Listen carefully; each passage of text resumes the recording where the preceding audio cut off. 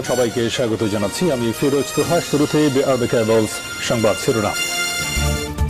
Hamas, Israel, Hezbollah, Iran পুরোদমে যুদ্ধ চলছে। আর এই যুদ্ধের সর্বশেষ আন্তর্জাতিক গুরুত্বপূর্ণ আপডেট সংবাদ জানিয়ে দিব। শুরুতেই শিরোনাম। কমান্ডার হত্যার জেরে ইসরায়েলে আক্রমণের হুঁশিয়ারি হিজবুল্লাহর। এরপর জানিয়ে দিব গোপনে ফিলিস্তিনের বিপুল জমি দখল করল ইসরায়েল। এরপর জানিয়ে দিব রাশিয়াকে ধ্বংস করতে এবার ইউক্রেনের জরুরি আকাশ প্রতিরক্ষায় ক্ষেপণাস্ত্র পাঠাচ্ছে যুক্তরাষ্ট্র। এরপর জানাবো তুমুল প্রতিদ্বন্দ্বিতার আভাস ইরানে। প্রেসিডেন্ট নির্বাচনের দ্বিতীয় দফায় ভোটগ্রহণ চলছে, ভোট দিলেন সর্বোচ্চ নেতা। এবং সর্বশেষ জানিয়ে দিব ব্রিটেনের লেবার পার্টির নিরঙ্কুশ জয়, প্রধানমন্ত্রী হচ্ছেন স্টারমার। 24 ঘন্টার মধ্যে ডাউনিং স্ট্রিট ছাড়তে হবে ঋষি সুনাককে।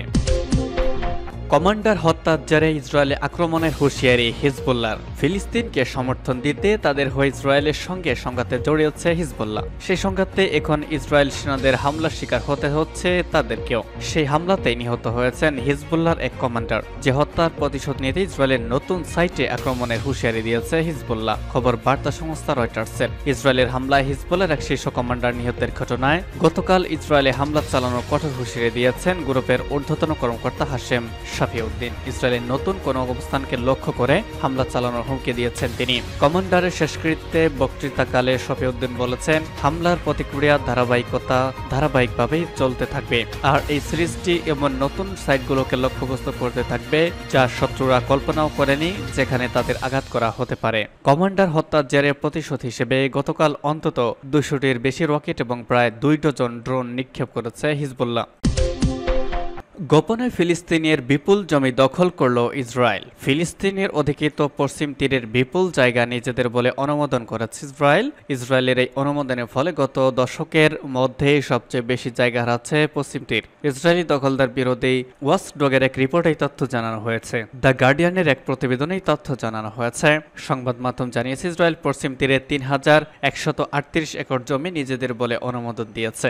1993 সালের অসলো চুক্তির পর এবারই সবচেয়ে বেশি ভূখণ্ড নিজেদের করে নিল ইসরায়েল। অসলো চুক্তিতে বলা হয় ধীরে ধীরে ইসরায়েলি বাহিনী গাজা ও পশ্চিম তীর থেকে সরে যাবে, কিন্তু বাস্তবে এই চুক্তিকে ঘোড়ায় কেয়ার করছে ইসরায়েল। প্রায় প্রতি বছর ফিলিস্তিনিদের কাছ থেকে ইসরায়েলের দখল করা জমি নিজেদের বলে অনুমোদন করে আসছে দেশটির কর্তৃপক্ষ। ইসরায়েল অধিকার সংস্থা পিস নাও নতুন ভূখণ্ড অনুমোদনের বিষয়ে একটি বিবৃতি দিয়েছে। এতে বলা হয়েছে, পশ্চিম তীরের বেসামরিক ইস্যুগুলো নিয়ে কাজ করা ইসরায়েলি সেনাবাহিনীর সিভিল অ্যাডমিনিস্ট্রেশন বিভাগ গত 25 জুন নতুন ভূখণ্ডের অনুমোদন দিয়েছে, তবে গতকাল পর্যন্ত বিষয়টি প্রকাশ করা হয়নি। ইউক্রেনের জরুরি আকাশ প্রতিরক্ষায় ক্ষেপণাস্ত্র পাঠাচ্ছে যুক্তরাষ্ট্র। ইউক্রেনের চাপে পড়া আকাশ প্রতিরক্ষা ব্যবস্থার জন্য যুক্তরাষ্ট্র দেশটিতে আরও অস্ত্রশস্ত্র এবং রাশিয়ার বাহিনীকে দূরে সরিয়ে রাখতে সাহায্য করতে দূরপাল্লার ক্ষেপণাস্ত্র পাঠাতে যাচ্ছে। পেন্টাগনে ইউক্রেনের জন্য 2 স্তরের নিরাপত্তা সহযোগিতা প্যাকেজ প্রদানের কথা আনুষ্ঠানিকভাবে ঘোষণা করেছে বুধবার। এই সাহায্যের মূল্য হচ্ছে $2.30 কোটি। প্রাথমিক সাহায্যের মধ্যে রয়েছে যুক্তরাষ্ট্রের মজুদ থেকে ক্ষেপণাস্ত্র, রকেট ও অন্যান্য যুদ্ধাস্ত্র, যার মূল্য হচ্ছে $15 কোটি মতো। এই সাহায্যের মূল্য মোট হচ্ছে $230 কোটি। কিন্তু গুরুত্বপূর্ণ সমরাস্ত্রের মধ্যে থাকছে ইউক্রেনের হ্যাওয়াক বিমান প্রতিরক্ষা ব্যবস্থার জন্য আরও ক্ষেপণাস্ত্র এবং হাই মোবিলিটি রকেট সিস্টেমের জন্য অস্ত্রশস্ত্র। এতে আরও বলা হয়েছে গোলাবারুদ, tube launched, optically tracked, air guided ক্ষেপণাস্ত্র এবং জ্যাভলিন অ্যান্টি আর্মার সিস্টেম। এই সাহায্যের দ্বিতীয় অংশ, যার মূল্য হচ্ছে $220 কোটি, ব্যবহার করা হবে ইউক্রেনের প্যাট্রিয়ট ক্ষেপণাস্ত্র সিস্টেম এবং ভূমি থেকে বাতাসে নিক্ষেপযোগ্য ন্যাশনাল অ্যাডভান্সড সিস্টেম ক্ষেপণাস্ত্র। এই সিস্টেম যুক্ত করে এরপরে চালান দেয়া হবে।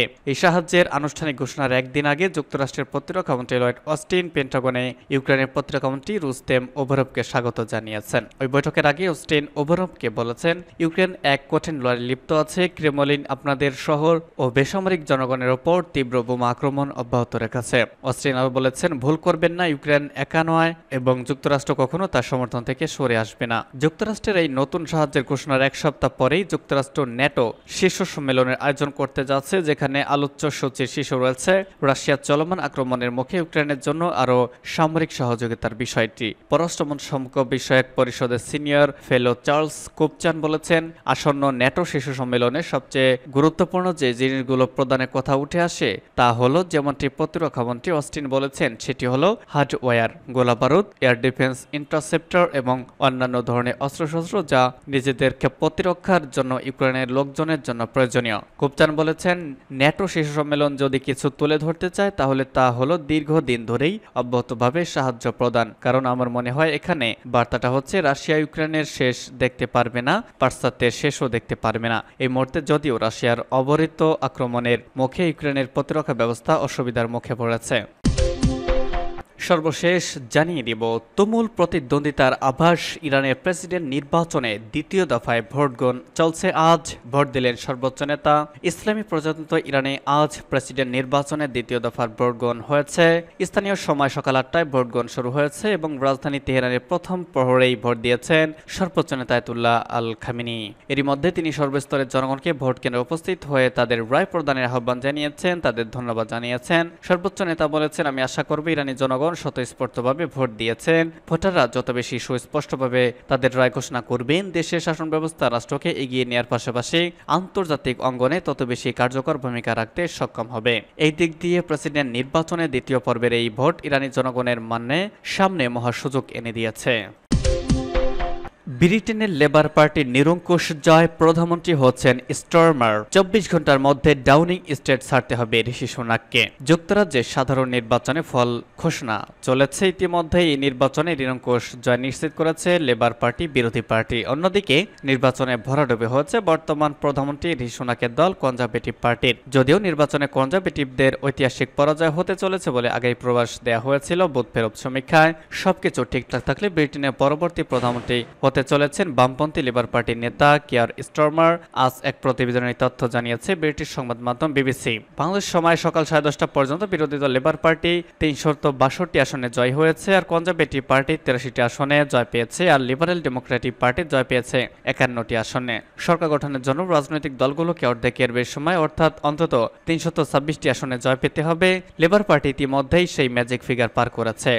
আশা করা হচ্ছে নিরঙ্কুশ সংখ্যাগরিষ্ঠতার দিকে এগিয়ে যায় লেবার পার্টি ৪১০টি আসনে জয় পেয়েছে, আর কনজারভেটিভ পার্টি ১৩১টি আসনে। এদিকে পরাজয় মেনে নিয়ে দায় নিলেন ঋষি সুনাক, বললেন, সরি, অনেক কিছু শেখার আছে। হতাশাজনক এই ফলাফলের পরই পরাজয় স্বীকার করে নিয়েছেন ঋষি সুনাক। তিনি এই ফলাফলে দুঃখ প্রকাশ করে দায় নিজের কাঁধে তুলে নিয়েছেন। একই সঙ্গে অনেক কিছু শেখার আছে বলে মন্তব্য করেছেন বিদায় এই ব্রিটিশ প্রধানমন্ত্রী। মূলত যুক্তরাজ্যের সাধারণ নির্বাচনে ফল ঘোষণা এখনো পূর্ণাঙ্গ ফলাফলের আগেই জয় নিশ্চিত করেছে লেবার পার্টি। বাংলাদেশ সময় বেলা 11:30 পর্যন্ত বিরোধী দল লেবার পার্টি ৩৯৫ আসনে জয়ী হয়েছে, আর কনজারভেটিভ পার্টি ১০৪টি আসনে জয়ী হয়েছে, আর ডেমোক্রেটিক লিবারেল পার্টি পেয়েছে ৬৫টি আসন। অবশ্য নির্বাচনে কনজারভেটিভদের ঐতিহাসিক জয় পরাজয় হয়ে গিয়েছে। তিনি বলেন, আজ সব পক্ষের শুভেচ্ছা সহ শান্তিপূর্ণ এবং সুশৃঙ্খলভাবে ক্ষমতার রদবদল হলো।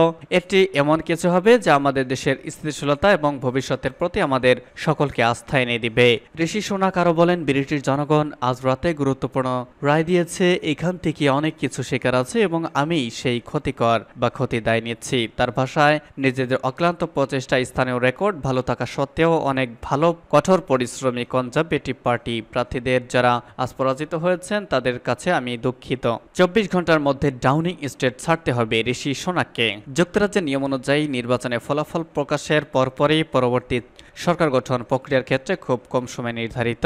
বিবিসির এক প্রতিবেদনে বলা হয়েছে, বর্তমান প্রধানমন্ত্রী ঋষি সুনাককে ২৪ ঘন্টার মধ্যেই ১০ নম্বর ডাউনিং স্ট্রিট ছাড়তে হবে। তবে একটি প্রক্রিয়ার মাধ্যমে ক্ষমতা ছাড়তে হবে। কনজারভেটিভ এই দলের নেতাকে প্রথমে রাজার কাছে পদত্যাগপত্র জমা দিতে হবে ঋষি সুনাককে। এরপর রাজা স্টারমারকে সরকার গঠনের জন্য আহ্বান জানাবেন। সব শেষ প্রকাশিত ফলাফল অনুযায়ী liberal Democratic party, conservative party এবং লেবার পার্টির মধ্যে জয়ী হয়েছে লেবার পার্টি। যুক্তরাজ্যের পার্লামেন্টের মোট ৬৫০টি আসনের মধ্যে সরকার গঠনের জন্য কোনো দলকে এককভাবে পেতে হবে ৩২৬টি আসন, কিন্তু তা ইতিমধ্যেই লেবার পার্টি পেয়ে গিয়েছে।